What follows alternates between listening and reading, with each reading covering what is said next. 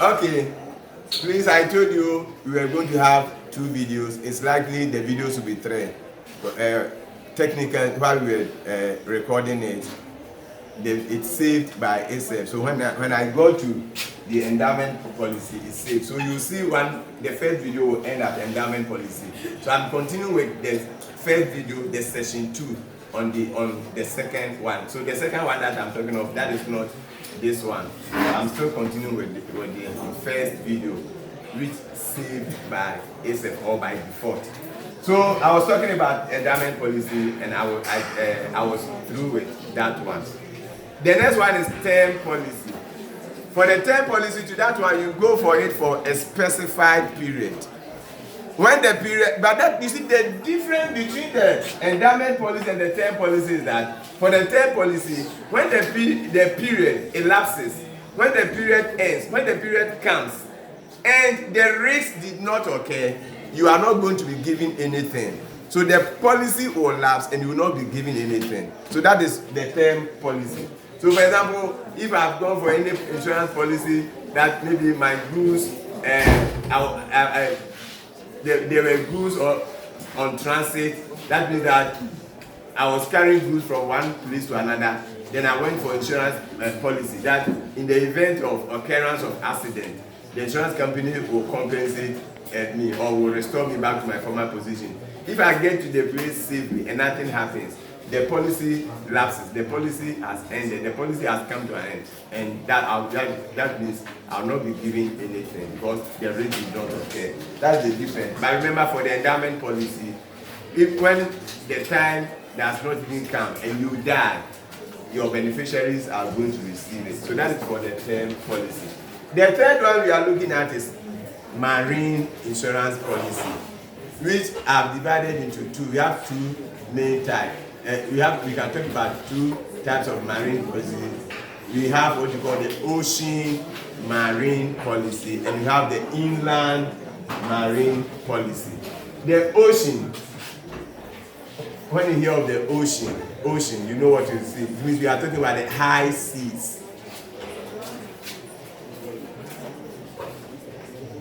That is the ocean. So ocean marine.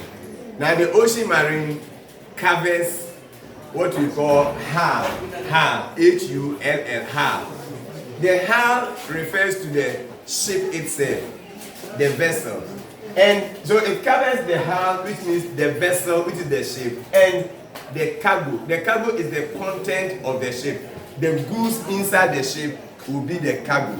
So when somebody goes for the ocean marine insurance, what the person is doing is that in the event of loss, injury, destruction either of the ship or what is inside the ship, the cargo, the goods inside the ship, when there is any distraction in respect of the ship or that is the hull policy, somebody can decide to go for only hull policy. What the person is saying is that in the event of destruction of the ship, you remember the famous Titanic, assuming they had gone for the hull policy, then it means that when the ship got destroyed, then it would have been indemnified. So that's the hull policy. Then the cargo is the content, what is inside. So if there is any destruction or loss of goods or whatever it is, and you have gone for the cargo insurance policy in respect of the marine insurance, then you will also be compensated. So the ocean marine can cover both the hull, that is the vessel itself or the ship, or the goods. So that is for that one. So, and the key issue here is that for that one, ocean marine is on the high sea. But when you come to inland marine, what you need to note is that you go for that one, and it is for protection against movable goods whilst they are being transported by rail. Rail, you know railway. So by rail, that means train or truck or steamer or what you call barges. Barges are flat boats that are used to carry goods. So when you talk of inland marine, then you are looking at when you go for that one, then that means that protection is against loss on movable goods while being transported by rail, truck, inland steamer, or barges. Then that's what you are referring to. So that one is not on the high seas. Then you are looking at that one. But let me tell you this. Assuming in exams you are asked to explain, the examiner gave you some insurance policies to explain, and they said marine insurance policy. That was it. Marine insurance policy. Then your explanation can be as if you are talking about the ocean marine. And so the explanation should be concentrated. If it is marine insurance policy, the examiner has given you items or concepts to explain. And one of them was marine insurance policy. Then that one, your explanation should be as though you had been asked to explain the ocean marine. I brought in the inland because if at another time maybe somebody may ask you or you may meet it somewhere. That is why I explain it. It is not very important. Usually at your level SS, you are actually looking, when you talk about marine insurance policy, you are looking at the ocean marine. So that is for that one. Apart from that, there are other types of marine insurance. There are a lot, but let me explain only a few of them. One of them is voyage. Now remember when you say voyage, if you are traveling by ship, the journey itself is called voyage. So you might have been watching some films, the voyage of that, the voyage of that, the voyage of that. The journey, if you travel by ship, the whole journey is called voyage. So if you go for the voyage policy, what it means is that you have gone for the policy, maybe a particular ship from one port to another port. The whole journey, if anything happens to the goods or to the ship, depending on what you went for, then you will be indemnified. So that is why I have indicated here that the vessel is insured for a specific journey.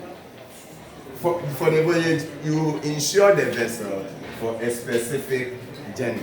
When you get to your destination, from one port to another port, from port A to port B, then what is going to happen is that you will certainly have to, you certainly have to pause. Okay, let's continue with it. We had a visitor in the classroom, so that's why we paused. Now, so I was talking about the voyage, and I've told you that what it is. And if you look at it, I said this policy lapses when you get to your destination.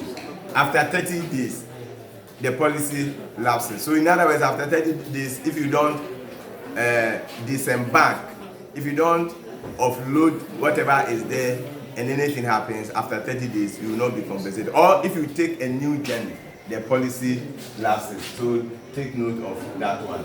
The next one, still, we are looking at marine insurance type. We have what you call the time policy. Time policy.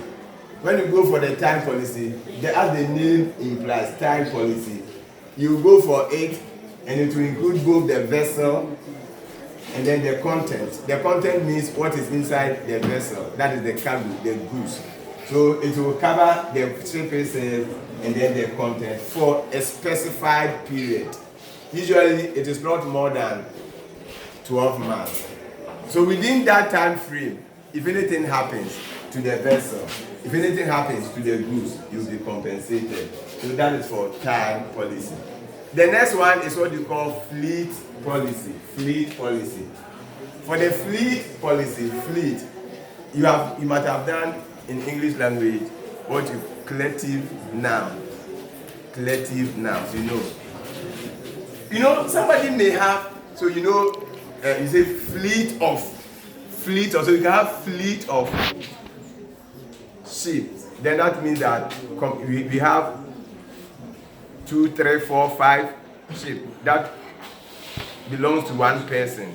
So if somebody has fleet of ship, then what the person does is that he will go for the fleet policy to cover, so one policy, not that he will insure each of the ship separately. He will go for one policy, and that policy covers all the ships. So assuming he has 5 ships, there is only one policy, and that policy covers all the ships. So any of the ship that gets destroyed or anything happens to the ship, any of the ship, the insurance company will indemnify the person. So you can see that this person is likely to pay so much. So that is for the fleet policy. There are other types of marine policies, but let's just learn this, the voyage time policy and the fleet policy. If you are interested, you can still search for and learn more. The last one that we want to discuss in respect of the second session of the first video is accident insurance. And the name, you see, one thing that makes insurance, the types of insurance very easy is that the name will tell you what the whole thing is about. You go for the accident insurance against injuries, damages, or destruction, or losses that may occur as a result of accident. So if you have gone for accident insurance, depending on the type, you shall talk about the types: personal accident insurance, comprehensive insurance, third-party insurance. So if you have gone for the accident insurance, and let's say personal, and you sustain any injury as a result of accident, you'll be compensated or indemnified. If it is for the car itself or the vehicle itself, then indemnity will come in. If there is any distraction, if there is any loss of whatever it is, then you'll be compensated. So that is for accident insurance. But there are types, as I indicated. One is personal accident. Personal, look at the name, personal. So an individual may decide to go for the personal accident insurance so that in the event of any injury that the person may sustain as a result of accident, or even if the person dies as a result of accident, then for example, if the person sustains any injury, then he is still living, he didn't die, then the insurance company will compensate the person. Or where possible, if there is the need for indemnity, it will happen. But there are certain accidents you cannot be indemnified. If your hands were cut off or chopped off, then that one, there is no way you can be restored back to your former position, so you'll be compensated. So that is for the personal accident insurance. Then we have the motor accident insurance. That one we have 2 types. The motor will tell you what it is. Motor vehicles, motorbikes, and all those things. So when you go for that one, you can decide to go for the comprehensive insurance, motor insurance, comprehensive motor insurance. And what is it? Comprehensive. But before that, let's even look at the third party first so that you understand the comprehensive. If you go for the third party insurance, which we have already learned about, remember we know that the third party is anyone who is not a party to a contract. And if it is about insurance, we know that the third party, if it is a car, the car owner is one of the parties, then the insurance company is another party. Any other person is a third party. So if it's a commercial vehicle, the passengers are third parties. Now a car can also run into somebody's store and destroy it. Now when it happens, that store that has been destroyed is a third party. So if you have gone for the third party insurance, you knock down somebody, the person sustained injury.